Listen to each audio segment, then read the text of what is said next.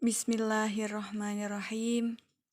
Sedikit mau berbagi tentang kisah Ustazah Halimah Al-Idrus di dalam buku karangan beliau Bidadari Bumi 2. Kisah pertama, Hubabah Haddadah, puzzle hilang yang kutemukan. Dan dia berkata, aku akan pergi menuju Tuhanku. Dia akan selalu menunjukkan jalannya untukku. Quran Surah As-Saffat ayat 99. Kehidupan adalah jalinan mata rantai yang saling terhubung satu sama lain. Keadaanmu sekarang ditentukan oleh jalinan mata rantai masa lalu, dan masamu sekarang membentuk keadaanmu di masa yang akan datang, di dunia maupun kelak di akhirat. Sebelum belajar di Tarim, Hadramaut, Yaman, pada usia 19 tahun, aku sudah sempat belajar di pondok-pondok pesantren di Pulau Jawa selama 8 tahun.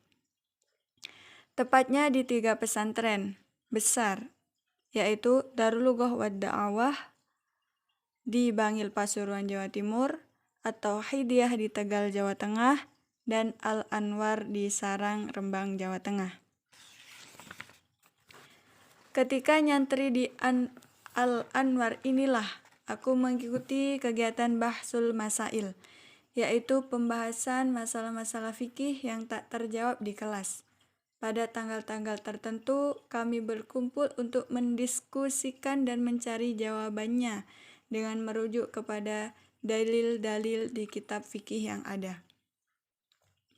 Ada seorang kakak kelas yang hampir selalu mendapatkan jawaban dengan rujukan yang akurat. Dalam sebuah kesempatan, aku bertanya kepadanya, dari mana dia mendapatkan jawaban-jawabannya selama ini? Bughiyatul Mustarsyidin, jawabnya. Apa itu? Tanyaku. Sebuah kitab karya ulama mutaakhirin. Di dalamnya banyak dikupas masalah-masalah fikih zaman sekarang. Saya selalu mencari rujukan di kitab itu dulu sebelum ke kitab yang lain, jelasnya. Segera saja aku mengikuti jejaknya. Ku beli kitab tersebut dan aku pun mengkaji isinya. Benar ternyata, kitab itu seperti kitab ajaib yang meski hanya terdiri dari 1 jilid dengan ukuran standar, tidak berjilid-jilid seperti layaknya kitab fikih pada umumnya, namun pembahasannya sangat cocok untuk zaman sekarang. Di dalamnya terdapat rujukan lengkap dengan pendapat ulama terdahulu mengenai berbagai macam permasalahan syariat agama Islam. Aku pun menjadi penggemar kitab itu. Dalam waktu tak seberapa lama, ia menjadi kawan yang kemana-mana aku bawa hingga sampulnya memudar. Banyak hal yang selama ini menjadi pertanyaanku, yang ku dapat jawabannya di sana. Aku sangat berterima kasih kepada penulisnya, yaitu Syekh Abdurrahman bin Muhammad Al-Masyhur, dengan cara mengirimkan hadiah bacaan surat Al-Fatihah untuk beliau setiap kali ku baca kitabnya. Di masa itu kukira gelar Al-Masyhur yang ada di belakang namanya adalah gelar yang disematkan umat karena beliau ulama paling masyhur dan populer pada masanya. Namun kemudian dengan tangan takdir membawaku ke Tarim Hadramaut dan berguru kepada Habib Umar bin Hafid, seorang tokoh ulama terkemuka zaman ini.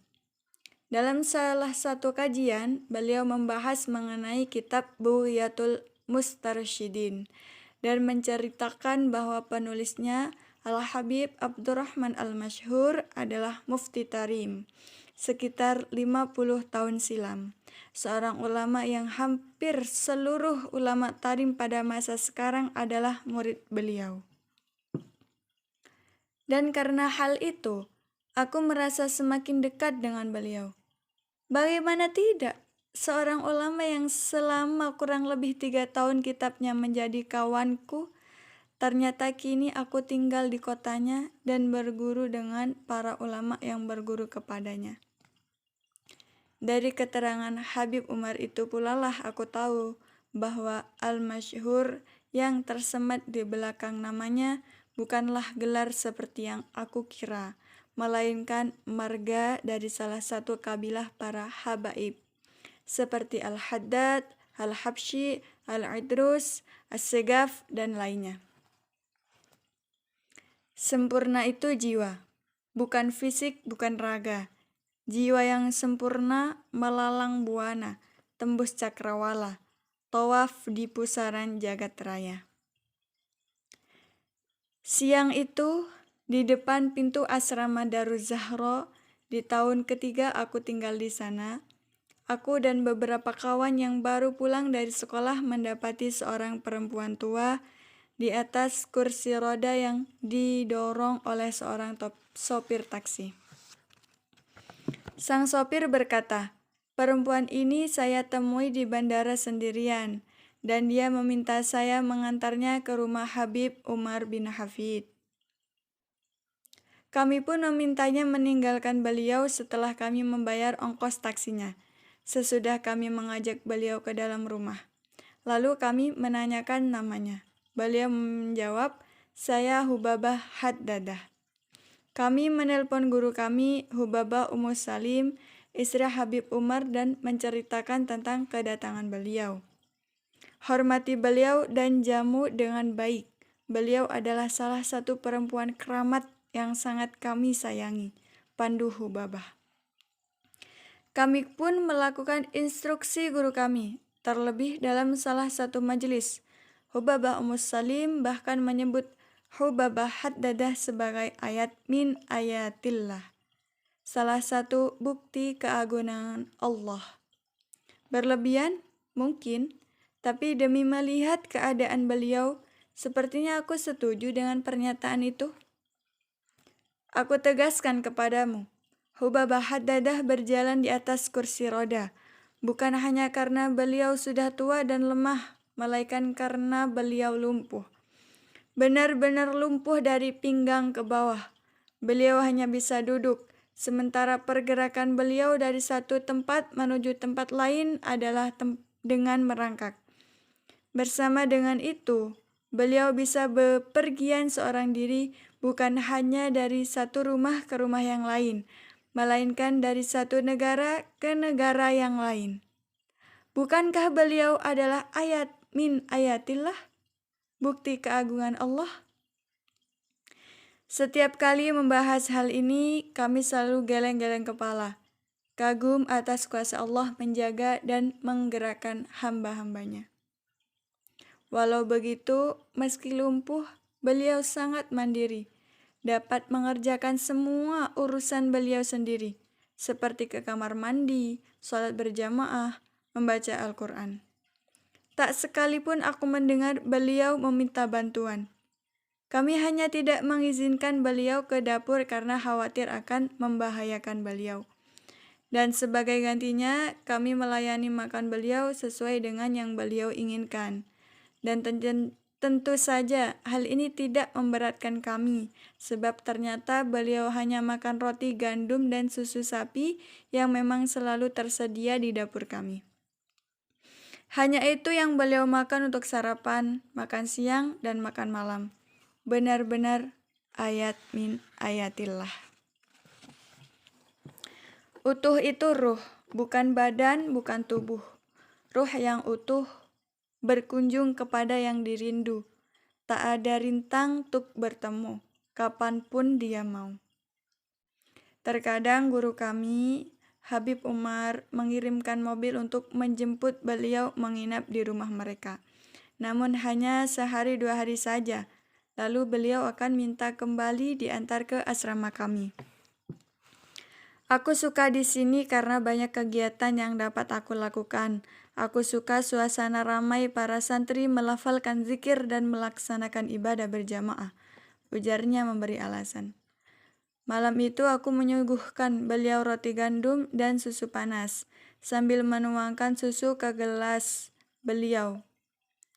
Aku bertanya, "Kenapa engkau hanya makan roti saja, Hubabah?" Beliau menjawab, "Bahkan makanan bahwa makanan yang lain tak cocok untuk pencernaannya. Kenapa selalu susu yang kau minum, Hubabah? Kami punya minuman lain di sini seperti teh, kopi, coklat, sirup, bahkan jus. Sebab susu adalah minuman kesukaan Nabi Muhammad sallallahu alaihi wasallam. Tiap kali saya meminumnya, saya membayangkan saat baginda Nabi meminum susu.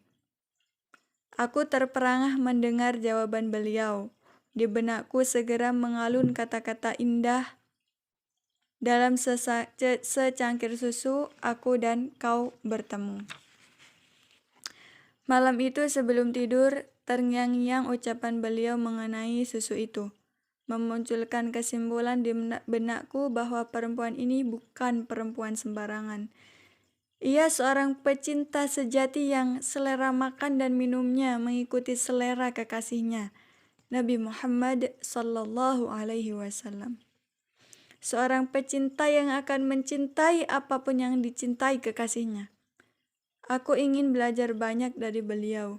Karenanya, aku putuskan untuk selalu menemani beliau makan malam dan mengikuti menunya juga. Roti gandum hangat dan secangkir susu panas. Normal itu akal, bukan kaki, mata, atau ginjal. Akal yang normal kepada Allah dan Rasul dia kenal. Dunia ditabung jadi bekal. Kaya raya di masa yang kekal. Saat kami makan bersama, benakku kembali mengalunkan kata-kata. Dalam secangkir susu, sang Nabi dan kami bertemu. Namun kali ini diiringi sepucuk doa. Dalam bingkai cinta, semoga aku ada di antara mereka. Hubabah Haddadah, ku dapati hatinya penuh cinta kepada Nabi Muhammad sallallahu alaihi wasallam. Tergambar pada ucapan beliau, kesenangan beliau menghidupkan sunnah, kesibukan beliau membaca Al-Quran dan sholawat. Juga kebahagiaan beliau ketika membaca maulid Nabi Muhammad sallallahu alaihi wasallam. Andai kau lihat betapa beliau di Kamis sore akan berdandan dengan pakaian terbaik, memakai wewangian, dan menyunggingkan senyuman bahagia tiada henti, sebagaimana bahagianya seorang gadis pingitan pada hari ia bersanding di pelaminan. Beliau melakukan itu semua karena ba'da maghrib pada malam Jumat kami akan membaca maulid bersama-sama. Sepanjang pembacaan sejarah dan puji-pujian kepada baginda Nabi sallallahu alaihi wasallam, bibir Hubabah Haddadah tak henti tersenyum. Matanya berbinar-binar dan beliau begitu bersemangat membaca sholawat yang kami lantunkan bersama-sama. Sesekali disekanya air mata rindu yang mengalir begitu saja dari kedua matanya. Dan momen paling mengharukanku adalah saat maqam tiba, yaitu saat kami berdiri bersama untuk mengucap salam kepada Nabi. Sesaat menjelang maqam, beliau akan menyeret tubuh perlahan mendekati tembok. Kemudian saat semua berdiri, beliau dengan penuh semangat akan berpegangan ke tembok, memberdirikan badan sejauh gerakan yang ia paling mampu lakukan. Dan dengan air mata haru, beliau pun mengucap salam kepada baginda Nabi Muhammad sallallahu alaihi wasallam.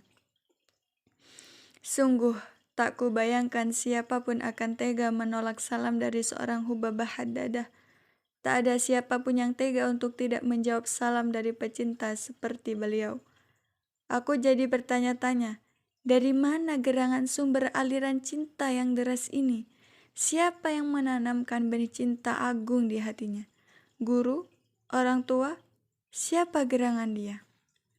Pertanyaanku ini terjawab ketika suatu malam, saat makan malam, beliau bercerita tentang ayahnya, yang seorang mufti Hadramaut pada zamannya.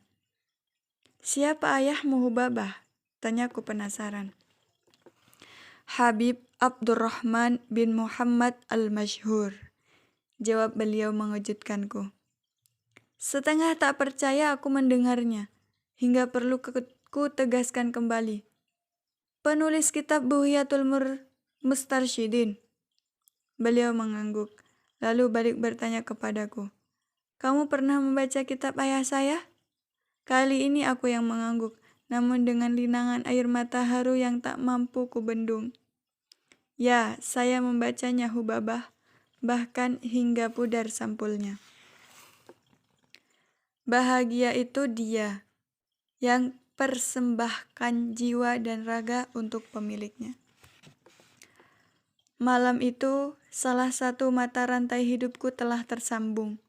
Dan malam itu juga aku memutuskan untuk berkhidmah kepada beliau sebagai ucapan terima kasihku kepada penulis kitab Bughyatul Mustarsyidin. Aku perhatikan sebelum tidur beliau membalurkan minyak cengkeh ke kaki beliau. Aku menawarkan diri melakukannya. Awalnya beliau menolak, namun setelah setengah kupaksa, beliau akhirnya berkenan. Aku pun membaluri minyak sambil memijiti kaki beliau hingga betis. Beliau terlihat menyukainya. Mulai hari itu dan seterusnya, pekerjaan memijiti beliau menjadi rutinitasku setiap malam. Hingga suatu hari guruku bertanya, "Apa yang kau lakukan kepada Hubabah Hadadah Halimah?" "Beliau sudah tak lagi berkenan menginap di rumah kami," kata beliau. Kata beliau, "Di rumah kalian tak ada Halimah Al-Idrus yang membuat tidurku lebih nyenyak tiap malamnya." Aku pun tertawa dan menceritakan pijitanku kepada beliau. Malam demi malam berlalu, sekitar 3 bulan Hubabah Hadadah tinggal bersama kami. Malam itu, sesudah aku memijat beliau seperti biasa, beliau mengatakan bahwa esok akan pulang ke rumah anaknya. Lalu beliau mengambil dompet kecil di bawah bantal dan menyerahkan sejumlah uang untukku sambil berkata, "Saya tak punya banyak uang, Halimah, tapi saya ingin berterima kasih kepadamu yang sudah begitu baik kepada saya selama ini." Aku menerima uang tersebut dan berkata sambil mengembalikannya, Saya melakukannya bukan untuk ini Hubabah. Namun jika Hubabah ingin berterima kasih, ada cara yang lebih saya inginkan." "Apa itu?" tanya beliau. "Saya meminta Hubabah melakukan 2 hal. Yang pertama, doakan saya agar Allah mengaruniakan ilmu yang berkah dan bermanfaat. Dan yang kedua, ku hentikan ucapanku, karena serasa ada yang bergelora di hatiku." Aku menarik nafas panjang, lalu bicara lagi dengan perlahan. "Yang kedua, jika nanti Hubabah berjumpa dengan ayahanda, tolong sampaikan salam saya kepada beliau, dan ceritakan tentang saya kepada beliau, seperti Hubabah telah menceritakan tentang saya kepada guru saya."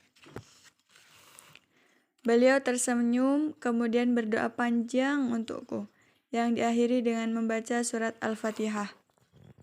Kemudian beliau berkata, "Yang kedua akan saya lakukan, Halimah, akan saya lakukan untukmu suatu hari nanti."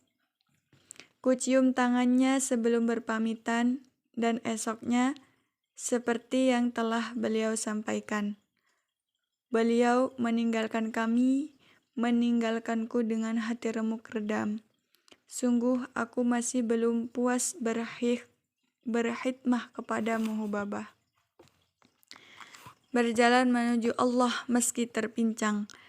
Jangan tunggu sempurna, sebab menanti kesempurnaan itu buang waktu belaka. Imam Syafi'i. Sekian, terima kasih. Semoga semakin banyak orang-orang yang merindukan kota Tarim. Amin, amin, ya Allah, ya Rabbana.